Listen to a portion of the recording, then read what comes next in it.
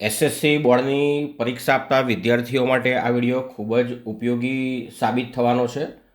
અહીંયા આગળ સૌથી પહેલાં તમારી પાસે પ્રવેશપત્ર આવે એટલે કે હોલ ટિકિટ આવે ત્યારે તમારે કેટલીક બાબતોની ખાસ કાળજી રાખવાની છે. સૌથી પહેલાં તમારે તમારી જન્મ તારીખ જે છે ચેક કરી લેવાની છે. તમારો જે સીટ નંબર છે એટલે કે બેઠક ક્રમાંકો કે સીટ ક્રમાંકો એ અહીંયા આગળ લખેલો છે જુઓ. શાળા ક્રમાંક અહીંયા આગળ તમારો ઇંગ્લિશમાં એને ઇન્ડેક્સ નંબર કહેવામાં આવે છે. શાળા ક્રમાંક અથવા તો ઇન્ડેક્સ નંબર, સેન્ટર નંબર અથવા તો કેન્દ્ર ક્રમાંક અહીં લખેલો છે. કેન્દ્રનું નામ અથવા તો સેન્ટર નેમ આને કહી શકાય.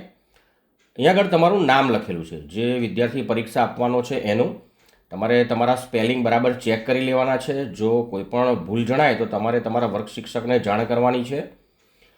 હવે અહીંયા આગળ બિલ્ડિંગ નંબર અને બ્લોક નંબર, તો જ્યારે એક કેમ્પસમાં વધારે બિલ્ડિંગ હોય ત્યારે અહીંયા બિલ્ડિંગ નંબર ખાસ અગત્યનું છે. કઈ બિલ્ડિંગમાં તમારી એક્ઝામ છે અહીંયા બિલ્ડિંગ નંબર 1 છે.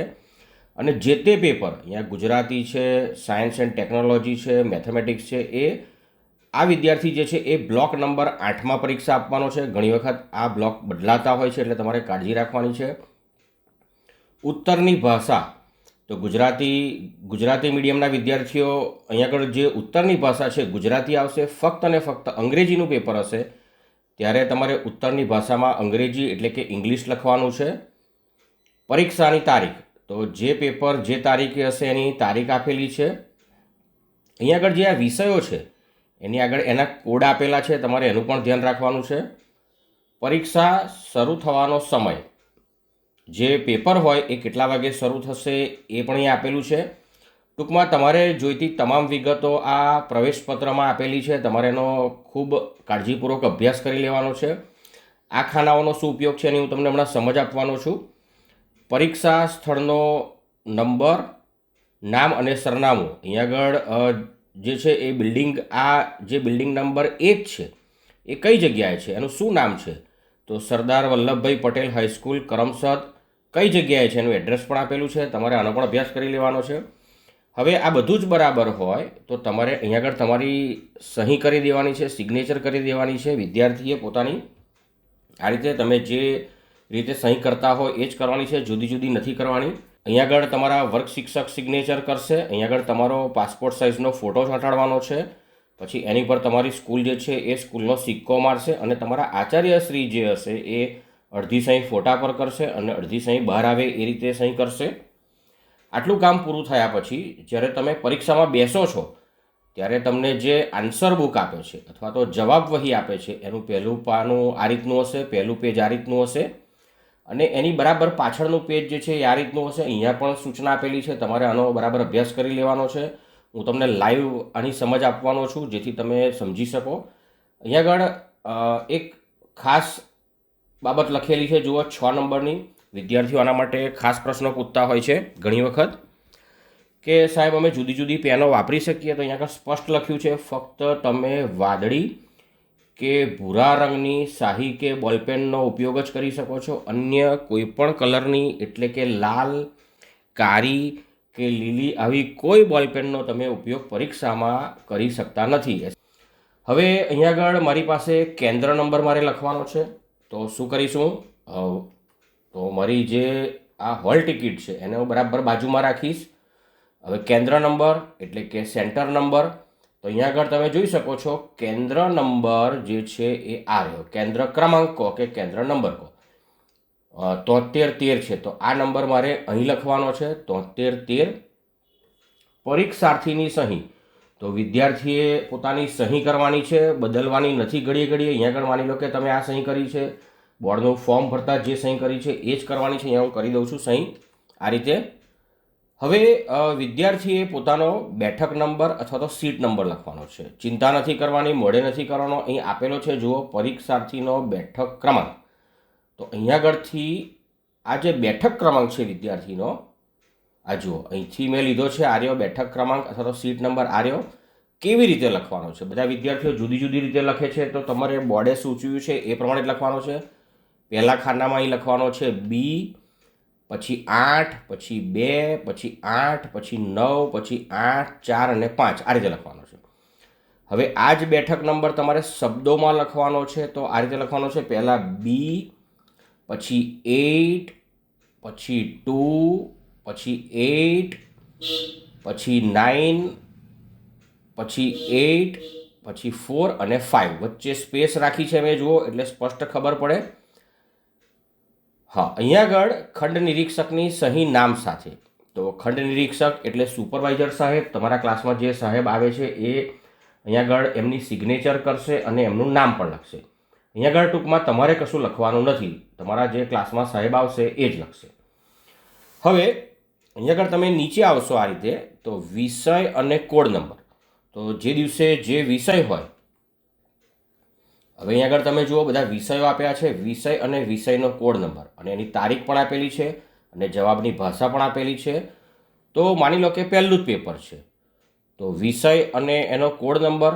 તો વિષય આવશે Gujarati FL, first language Gujarati મીડિયમના વિદ્યાર્થીઓ માટે છે. અંગ્રેજી મીડિયમના હશે તો અહીં ગુજરાતી SL લખેલું હશે, ગુજરાતી SL સેકન્ડ લેંગ્વેજ એમ. તો ગુજરાતી FL લખીશું આપણે આ રીતે અને અહીંયા વિષયનો કોડ લખવાનો છે. તો આ વિષય જે છે એની આગળ જુઓ 01 લખ્યું છે એટલે એ લખી દેવાનું છે 01. માની લો કે અંગ્રેજીનું પેપર છે તો ઇંગ્લિશ SL લખવાનું છે અહીંયા આગળ અને એનો કોડ આવશે એની આગળ લખેલો છે જુઓ 16. તો અહીંયા લખવાનો છે 16. પરીક્ષાની તારીખ, તો અહીં તારીખ પણ આપેલી છે જુઓ. માની લો કે હું આ પેપર આપી રહ્યો છું તો 5 માર્ચ 2020 એટલે 5/3/2020 જે તારીખ તમારી પરીક્ષાની હોય તમારે એ લખવાની છે, જે તે પેપરની 5/3/2020. જવાબની ભાષા મેં તમને કહ્યું એમ કે અંગ્રેજીનું પેપર છે એ જ તમારે અંગ્રેજીમાં લખવાનું છે. બાકી બધા વિષયો માટે જવાબની ભાષા તમે જુઓ ગુજરાતી જ છે જુઓ, એટલે તમારે અહીં જવાબની ભાષા ગુજરાતી લખવાની છે. અંગ્રેજીનું પેપર હશે તો તમારે જવાબની ભાષા અહીંયા ઇંગ્લિશ લખવાનું છે. આટલું કામ પૂરું થાય છે તમારું. હવે સ્ટીકરનું કામ આવશે. સ્ટીકરનું કામ તમારા જે સુપરવાઇઝર સાહેબ છે એ કામ કરશે. તમારું સ્ટીકર આવું હશે. સ્ટીકર જોડે તમારે કોઈ પણ જાતના ચેડા કરવાના નથી અને વાળવાનું નથી. આ જે બારકોડ છે એની પર કોઈ જાતના લીટા પણ કરવાના નથી, નહીં તો તમે મુશ્કેલીમાં મુકાશો. સ્ટીકર પર તમારી બધી જ ડિટેલ છે જુઓ, centre number, block number, seat number.